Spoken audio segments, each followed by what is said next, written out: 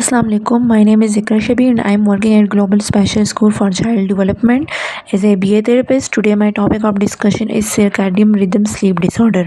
So first of all इसके हम थोड़ा इंट्रोडक्शन करवाएंगे, फिर टाइप्स, कॉजेज़ की तरफ जाएंगे, symptoms, risk factor, then diagnosis and last में हम ट्रीटमेंट के बारे में पढ़ेंगे. So start with the introductions. What is circadian rhythm sleep disorder. अगर हम नाम से देखें तो हमें पता चल जाता है कि स्लीप साइकिल से रिलेटेड है. अब सर्काडियन क्या होता है? सर्काडियन एक ऐसा नेचुरल साइकिल है जिसमें हमारे बॉडी गो थ्रू करती है इन 24 आवर्स. ये साइकिल फिज़िकल भी हो सकता है, मेंटल भी हो सकता है और बिहेवियर भी हो सकता है. और इस साइकिल को हम इंटरनल क्लॉक का नाम भी देते हैं, जो कि हमारे स्लीप साइकिल को कंट्रोल करती है. और इसी में डिस्टर्बेंस होने की वजह से हमारा ये डिसऑर्डर कॉज होता है. Circadian rhythm sleep disorder involve one of these problems. First one इसमें हमारे पास है you have difficult time falling asleep. आपसे सोया ही नहीं जा रहा. सेकेंड वन है कि आप सो नहीं पा रहे हैं, यानी कि आप उठ रहे हैं बार बार. थर्ड वन है कि आप जल्दी सो जाते हैं और जल्दी उठ भी जाते हैं और उठने के बाद आपसे दोबारा सोया ही नहीं जाता. So let's talk about the topics. अब हम टाइप्स की तरफ आएंगे. इसके बहुत सारे टाइप्स हैं, लेकिन कुछ कॉमन टाइप्स हैं जिनको हम डिस्कस करेंगे. सो फर्स्ट वन है डिलेड स्लीप फेज डिसऑर्डर. इसके नाम से पता चल जाता है कि जैसे एक नॉर्मल ह्यूमन बीइंग टाइम से सो जाता है या कोई फ़िक्स टाइम होता है, लेकिन यहाँ पर ये डिलेड होता है. फॉर एग्ज़ाम्पल 3 AM सो रहे हैं और उठना भी लेट है, यानी कि 3 PM उठ रहे हैं. ये ज़्यादातर जो है अलर्ट, प्रोडक्टिव और क्रिएटिव भी होते हैं एट नाइट टाइम. और अगर मॉर्निंग रूटीन के बारे में उसकी रिस्पॉन्सिबिलिटीज़ की जाए तो उसमें लेज़ी होते हैं, अनमोटिवेटेड होते हैं और पुअर परफॉर्मर होते हैं. सो सेकंड टाइप्स हमारे पास है एडवांस स्लीप फेज डिसऑर्डर. इसकी बात की जाए तो वर्ड से पता चल जाता है कि एडवांस यानी कि 6 PM से 9 PM तक के दौरान ये सो जाएंगे और उठ भी जल्दी जाएंगे, जैसे कि 2 AM से 5 AM तक. और ये होता है कि इसकी वजह से लेट आफ्टरनून या अर्ली मॉर्निंग में बहुत ज़्यादा लेज़ी और स्लीपी हो जाते हैं. तो ये था इसका सेकंड टाइप. अब थर्ड टाइप है जेट लैग. जेट लैग में ये आता है कि जो इंसान ज़्यादा ट्रैवल करते हैं डिफरेंट टाइम जोन में, यानी कि कभी दिन कभी रात है, तो इस तरह की जगहों में जा रहे हैं तो इनमें ये पाया जाता है. इनमें इसकी एपेटाइट के प्रॉब्लम भी आ जाते हैं. तो ये जेट लैग टाइप था. फोर्थ वन हमारे पास है इरेगुलर स्लीप वैक रिदम. इसमें ये होगा कि एक इंसान दिन में यानी कि 24 आवर्स में बहुत ज़्यादा नैप्स लेगा, सेवरल नैप्स लेगा.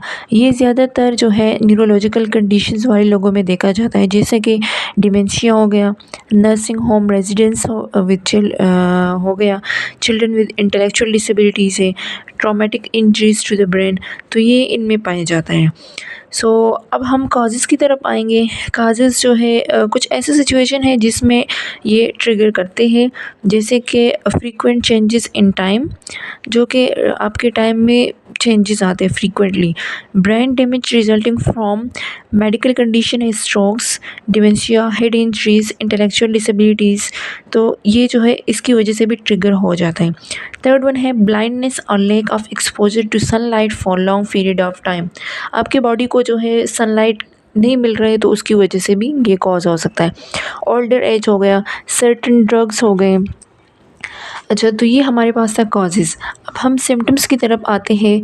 तो इसके कुछ सिम्टम्स हैं. फर्स्ट वन है इंसोम्निया, डिफ़िकल्टी फॉलिंग asleep और स्टेइंग asleep. सेकंड है एक्सेसिव डे टाइम स्लीपनेस.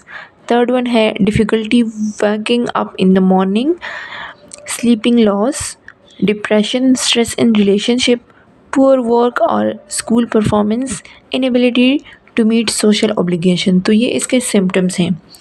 अच्छा, अब हम आते हैं रिस्क फैक्टर की तरफ. रिस्क फैक्टर में सबसे पहले हमारे पास आता है ब्लाइंडनेस, सेकंड है डिप्रेशंस, फिर है brain injury, genetic conditions like Huntington disease हो गया, neuro degenerative disease like Alzheimer disease हो गया, डिमेंशिया हो गया, ट्रैवलिंग फ्रीक्वेंटली, ड्रिंकिंग अल्कोहल और कैफ़ीन रेगुलरली.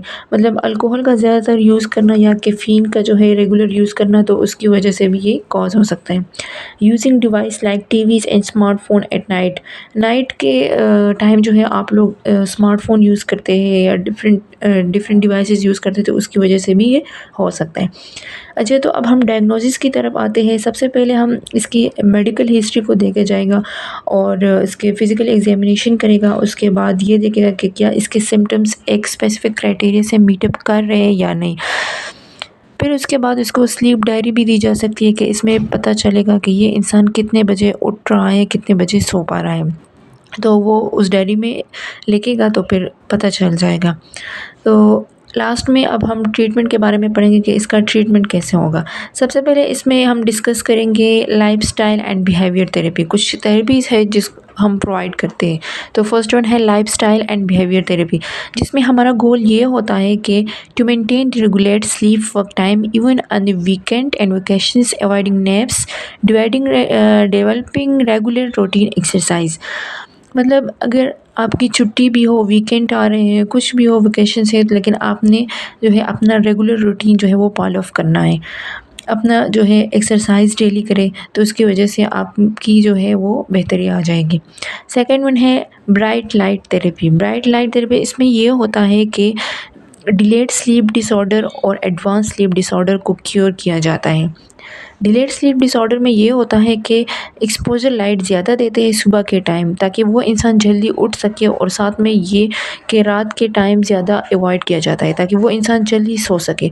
और अगर हम एडवांस स्लीप को देखें तो इवनिंग में लाइट ज़्यादा दी जाती है ताकि वो जल्द ही ना सो सके।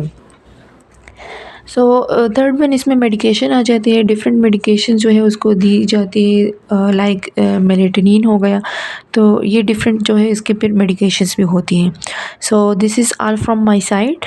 आई होप आपको मेरा आज का लेक्चर समझ आया होगा। इसके फिर मेडिकेशंस भी होती हैं। So this is all from my side. I hope आपको मेरा आज का लेक्चर समझ आया होगा। इंशाल्लाह नेक्स्ट वीडियो में न्यू टॉपिक के साथ आऊँगी। अपना बहुत ख्याल रखिएगा। अल्लाह हाफिज़। Thank you so much.